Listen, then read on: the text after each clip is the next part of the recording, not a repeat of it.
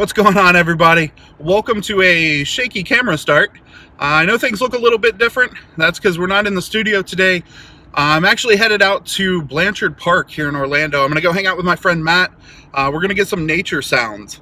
So if on-location sounds is something that you're interested in, make sure you hit that like button to let me know you want to see some more of that. Don't forget to also hit that subscribe button along with that notification bell so you don't miss out on any future content. With that being said, let's jump into it.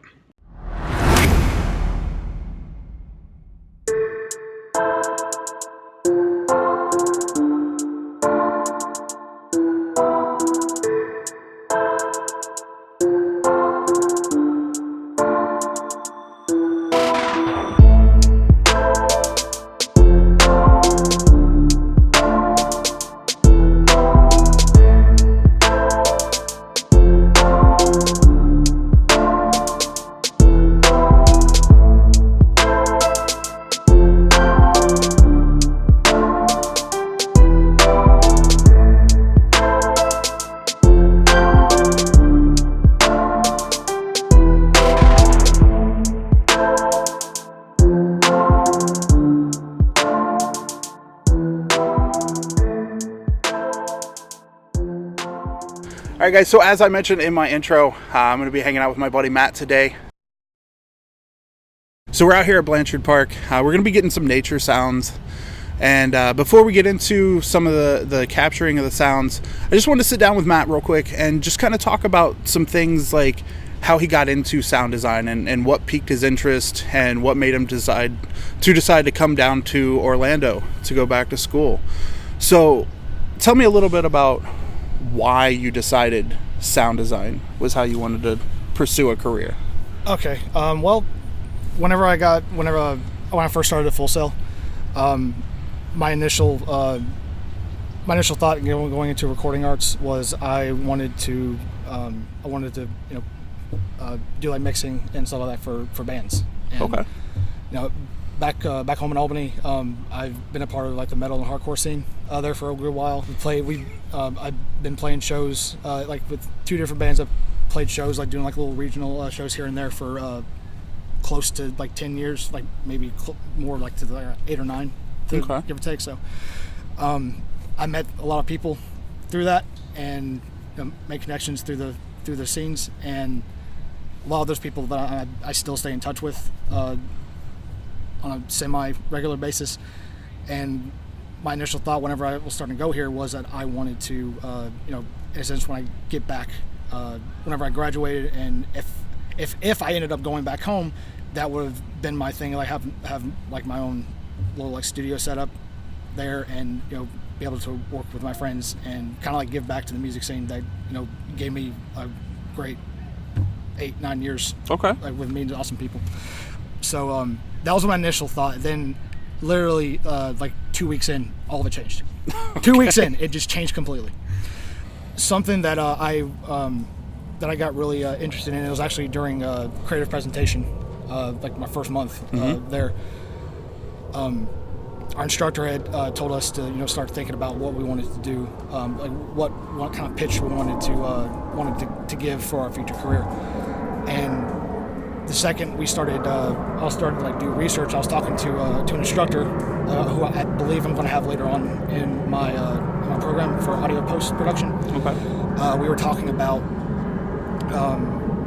like some of our favorite movies, this and the other, and I was a little bit like later on down the road. Eventually was introduced to the dub stage, but before, but like during like my first month there, we had started talking, and I don't know, something he mentioned Gary Rizzo.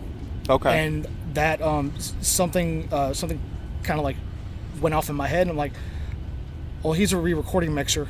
He works in post-production, but he went to school for recording arts. But then something dawned on me, I'm like, oh, wait a minute. The film guys, like for like audio post stuff, they have to use mixing consoles. They have to mix it like the same thing as studios. I don't know why, it just clicked to me all of a sudden. Like they're using they use the same like gear. I don't know what I was thinking, how they did it beforehand, but something about that just like really clicked with me. And then I started hearing about guys like David Farmer, Rick Veers, Frank Schuring, got to meet a few of those people during the Hall of Fame last year. And after after like doing the research within that first month, I started it was like kind of like an unconscious thing. Like I've always been like fascinated with sounds, but I didn't really think too much like of it at the time. I just like thought like, even if I watched like Jaws or something like that, or like Jurassic Park or something, like hearing like how the dinosaurs were made, or just all the either like dealing with sound effects or like doing nothing at all related to sounds can like stir up some kind of mood. Right. Some kind of feeling, which is why I use like analogies of like Jaws and like Jurassic Park. One's like a very considered like loud kind of thing, and then Jaws is like really quiet. But the fact is that you can use sound or not use sound to inspire like some kind of feeling of like terror or suspense or whatever. Right. And the psychology of that really really stuck with me. And that's what I was like, nope, I want to get into sound. There you go. That's my thing. I just want to get into sound now. Most iconic, inspiring movie sound effect. Movie sound effect? Okay. Okay. It wasn't originated in the movies. It was originated on television, but it's been used in numerous movies. Please don't say the Wilhelm scream. It is the Wilhelm scream. I love it. The Wilhelm scream was like if I can like go back to the very first time I remember hearing that sound. I think that the first time I watched it was like the first time I watched just like Star Wars. Okay. But that is like from what I first remember, like hearing that, I remember like going back and watching, like any of the Indiana Jones movies, even watching Family Guy or whatever, and that same thing would pop up every single time. I'm like,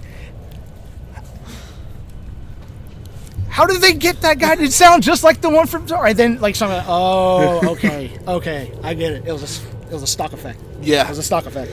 So we came out here to get some nature sounds. You ready to go do it? Let's do it. All right. Thanks a lot, Matt.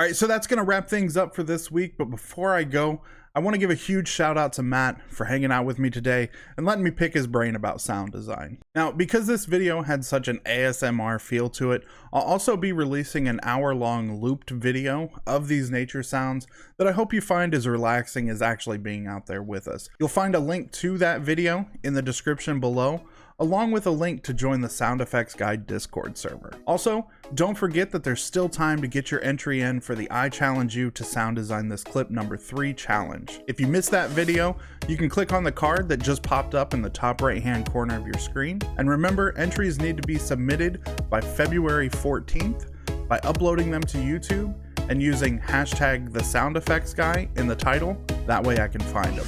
If you want to see more of these location sound videos, let me know by hitting that like button, and let me know in the comments section where you'd like to see sounds from. Also, don't forget to hit that subscribe button so you don't miss out on any future content. Until next time.